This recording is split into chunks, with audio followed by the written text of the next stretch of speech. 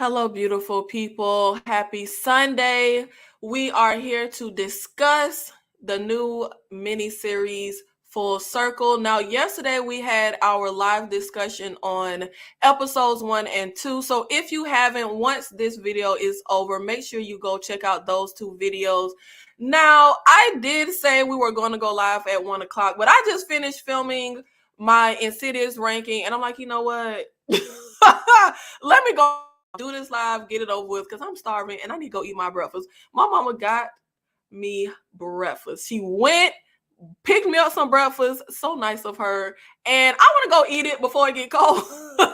So we covered episodes 1 and 2 yesterday of Full Circle. And y'all, we have so many characters to keep up with. So I figured we should do a separate video going over all of our players in Full Circle, as well as some predictions and theories, because you guys had some good theories in the comments on episodes 1 and 2. So let's discuss it. Let's start with our characters.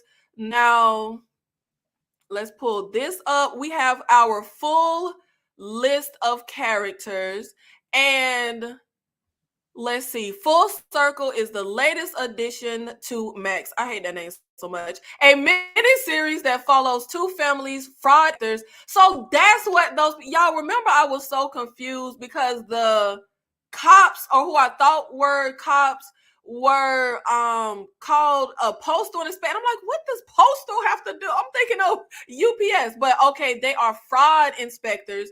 And a kidnapping going wrong, created Solomon, directed by Steven Soderbergh.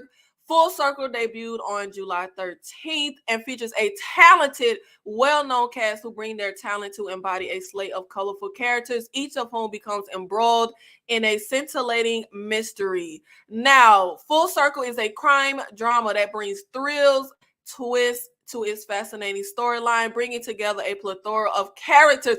Child, a plethora of characters. Like, we got a lot of characters to keep up with, child, who would have otherwise not crossed paths had there not been some history and secrets between them. And that is where we have currently fallen in the story right now. We don't necessarily know all of the mystery and how everyone is tied together and interconnected, but this is one of those series where it is likely to eventually unfold. So let's get into our characters. The first up is Mel Harmony, played by Zazie Beetz. I cannot stand this character. I think this is the only character on the show that just really irks my nerves so bad. She just feels so obnoxious and annoying, and just not even the fact that she's just going above and beyond and just taking it upon herself to insert herself in this case. It's just her attitude and the way she goes about it that irks me.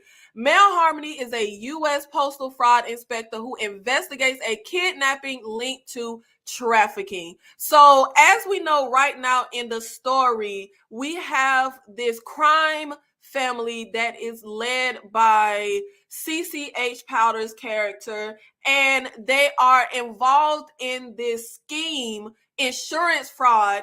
And the insurance fraud scheme really isn't making a lot of sense for me at this point, because basically the whole scheme is we take vagrants and bums, we take out insurance policies on them, we murder them, and then we cash out the policies. None of that. I watch a lot of true crime, and it be moments where wives kill their husbands, insurance won't pay out because it be like the death under suspicious, circumstances. It doesn't make any sense to me that we are the beneficiary for all these vagrants and bums that keep popping up murdered and there's no suspicion on us. They keep paying it out. For me, I feel like the only way this can really work is we need inside people. We would have to have somebody on the inside with the insurance company, and maybe we slide them a percentage. I also feel like we're going to have somebody on the inside with this department. I'm feeling like, I think Mel's boss, Manny, I think his name is, he might be in on it. Maybe I'm reaching with saying Manny is in on it, but I just feel like there's no way this goes off without a hitch, and you just keep having these people turn up murdered. And how are you the beneficiary for so many different people and no red flags pop up?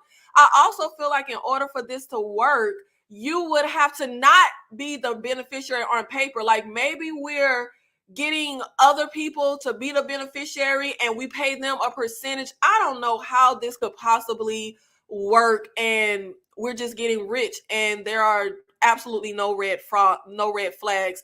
The next character is Claire Danes as Sam Brown. Sam Brown is a lawyer and wealthy Manhattanite who oversees her father, Chef Jeff's business. Sam is played by Claire Danes. Now, this might be an unpopular opinion, but I am not the biggest fan of Claire Danes. I mean, I don't necessarily have like a where I just don't like her. Like, she's not like Uma Thurman. Uma Thurman for me is one of those actresses who they kind of ruin movies for me. Like, I just really do not like her as an actress. Shout out to Uma Thurman. I'm sure she's a great person, but you know how it is. You just watching people on TV, and some people you really like and some people you just don't really care for. Now, Claire Danes for me is one of those people that I just don't really care for. But honestly, she's perfectly fine in this. She isn't bothering me in the slightest. She's just fine. And she does have some questionable morals, because when we have the whole kidnapping debacle and we find out that it's not her son that's kidnapped, she act like she don't even want to help the kid that's actually kidnapped. Like, it was kind of weird when she was asking Timothy Olyphant, who plays her husband, like, are you really finna do this? And her mama had to be like, this is someone's child. Like, are you serious? Of course we're gonna do this. And she's like, oh yeah, of course, right. I don't know. She looked questionable for me. I don't know. So our next character is Timothy Olyphant, who plays Derek Brown. Derek Brown is Sam's husband, who is also overseeing Chef Jeff's business. Together, they're helicopter parents to their shy son, Jared.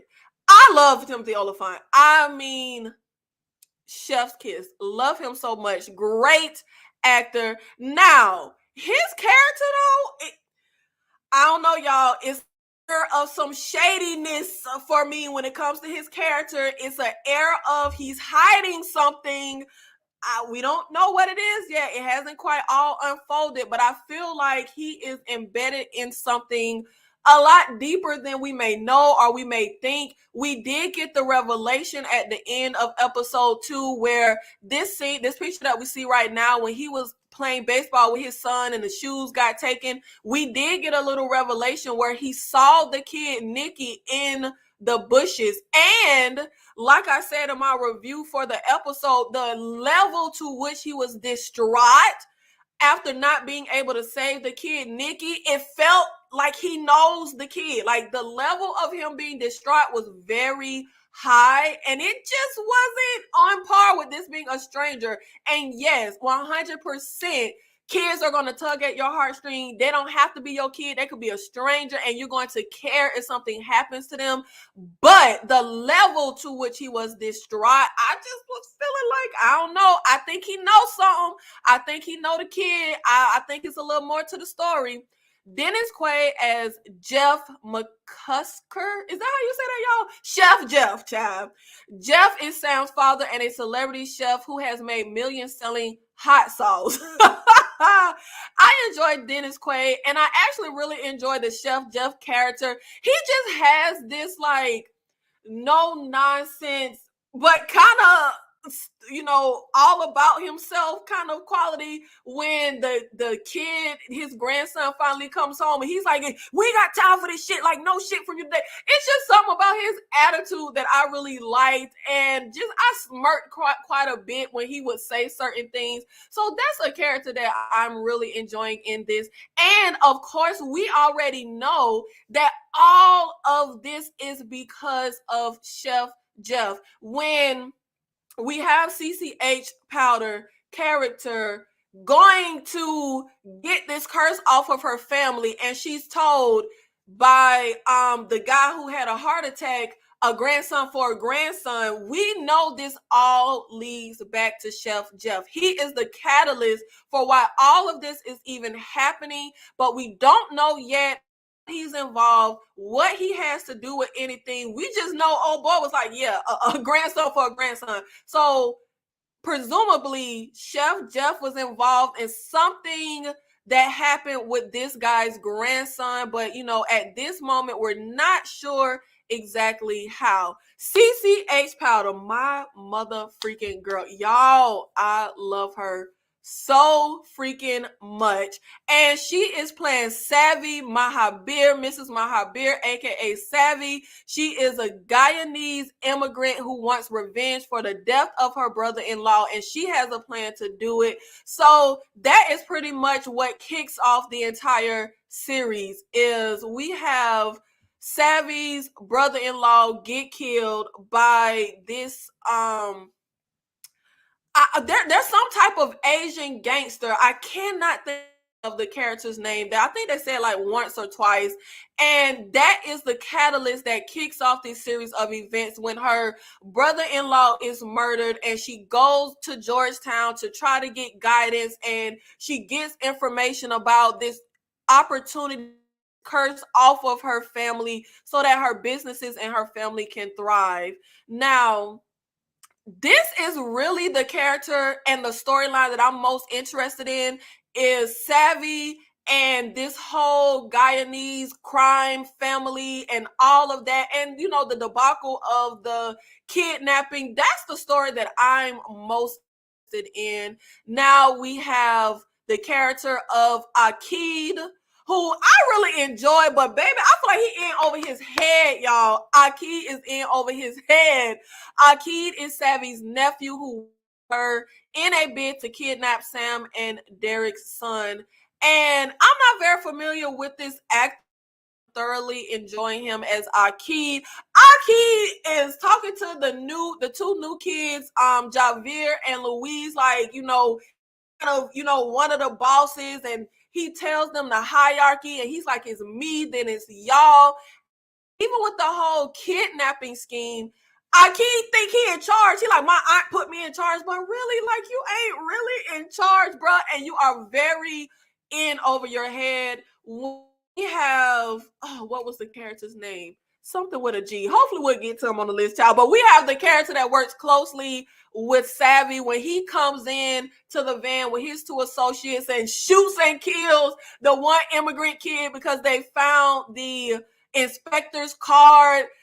Akid was shook. He was shook to death. He was shaking like leaves in the wind. He was shook.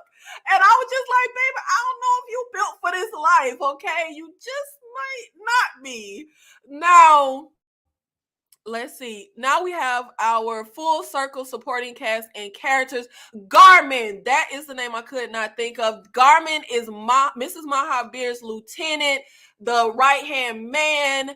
And he's the one that came in and kind of, took the rose-colored glasses off of our key when we're in the van. Like, we coming in to take this over. You not really in charge. And he tells him something along the lines of, this was always the plan, like if things went left. But I feel like this was just always the plan, that he was going to come in. Now, I wish they had the pictures for all of our supporting characters, but we have Manny, who I was speaking of, saying that I think maybe he's embroiled in this mess somehow. He is the U.S. Postal Fraud Inspector that is the boss of mail.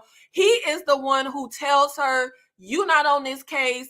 Even though the case ain't making no traction, no headway, nothing, he does not want her anywhere near this case. So I just feel like I'm kind of suspicious of him, just because it's asinine for us to be able to pull off this insurance scheme without an inside man. It's no way. So that's why I'm pointing to him. But hey, maybe that inside man could be a character that hasn't been introduced yet. We have Jared, the idiot teen who sees a kid being kidnapped and just ride his bike around the neighborhood.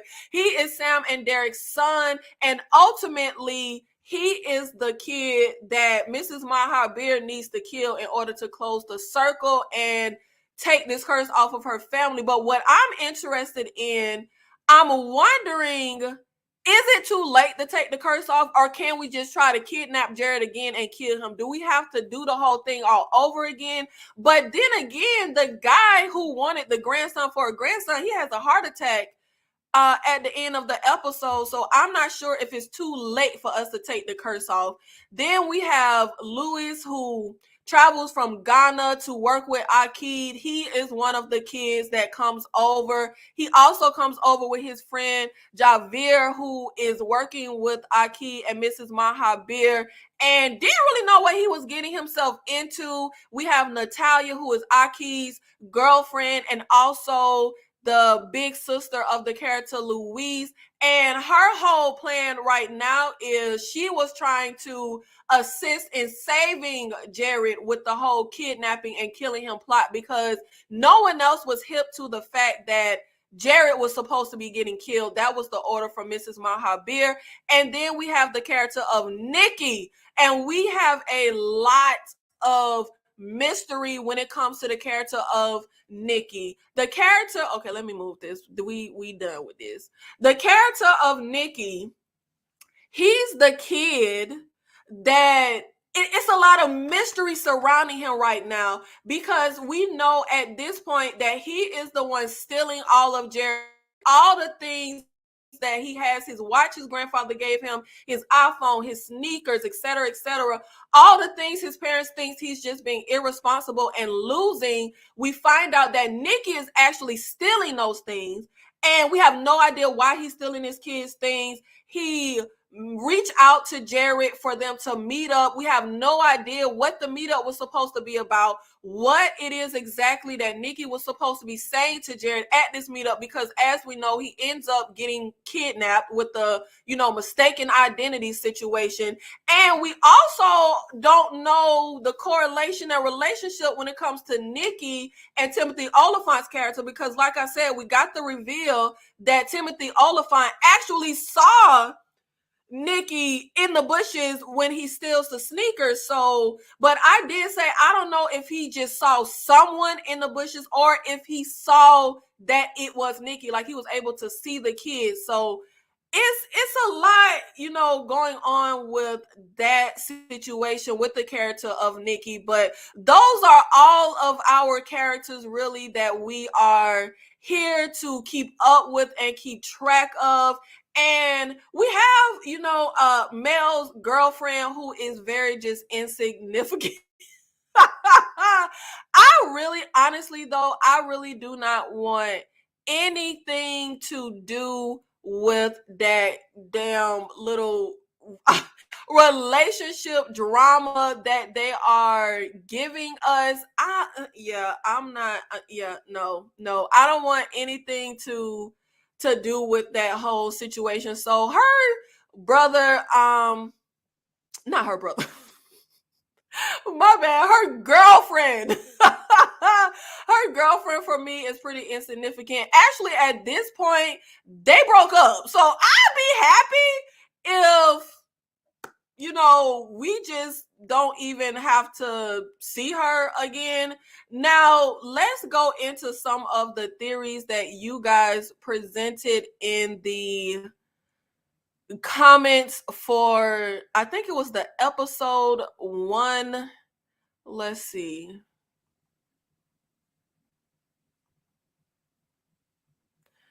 Okay, let's see the theories you guys have so far. Okay, so Samantha says, I think that the kid, Nikki, is Timothy Olyphant's outside love child.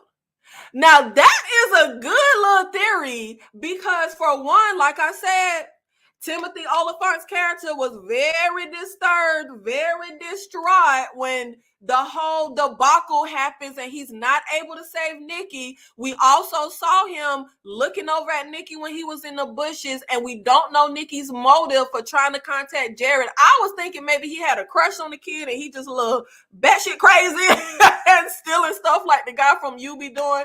But that is a good theory to say, hey, he might be the love child. Like, maybe that's the connection. Maybe that is why he is stealing Timothy Olyphant's kid stuff.